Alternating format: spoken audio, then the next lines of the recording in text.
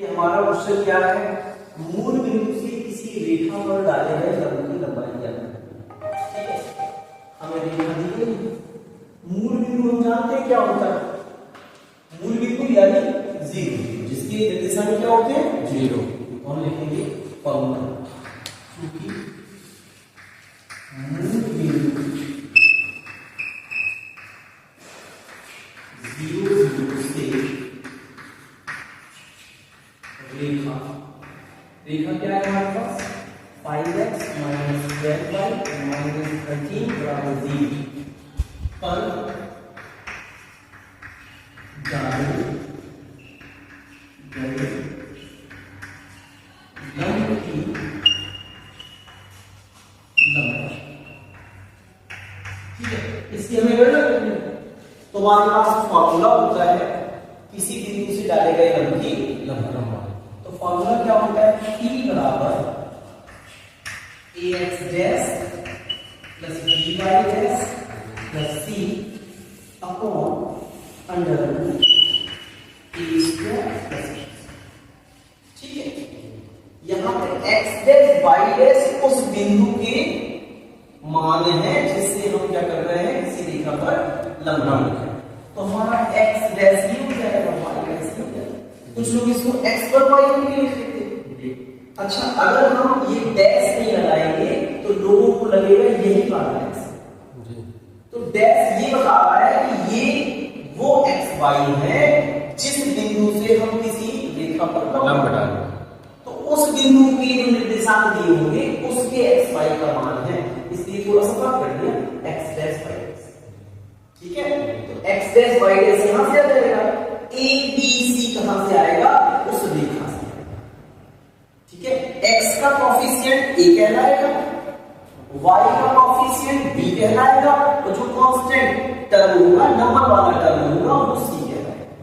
ठीक है ना, तो ये फॉर्मूला है किसी बिंदु से किसी रेखा पर डाले गए लंब की लंबाई।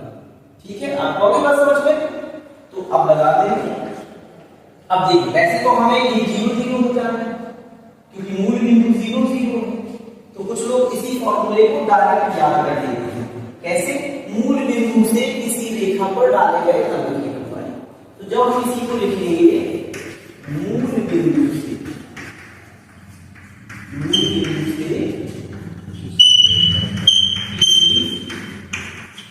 रेखा पर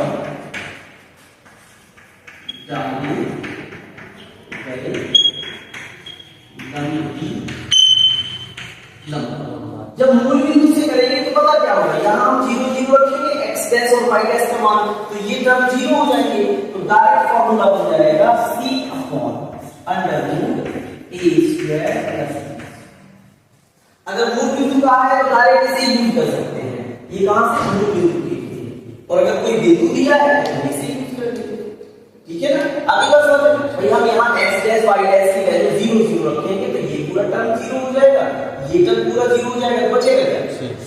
तो अगर मूल बिंदु दिया है तो हम सीधा ये फॉर्मूला लगाएंगे, और अगर हम बेसिक लगाना है तो ये वैल्यू यूज करेंगे।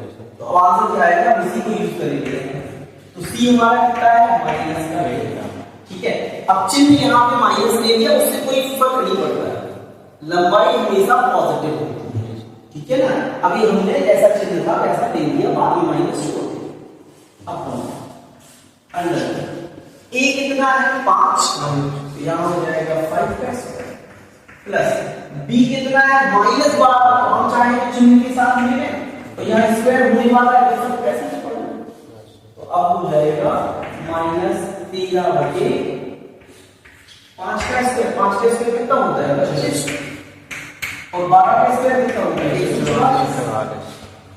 तो -13 बटे 25 जोड़ देंगे, 5 4 9 4 2 6 और 1 ये हो गया 13 बटे 13। कर दिया, माइनस हमने छोड़ दिया है a। चूंकि लंबाई कभी नेगेटिव नहीं होती है तो हमारा परपेंडिकुलर कितना निकला, p बराबर निकला 1 यूनिट।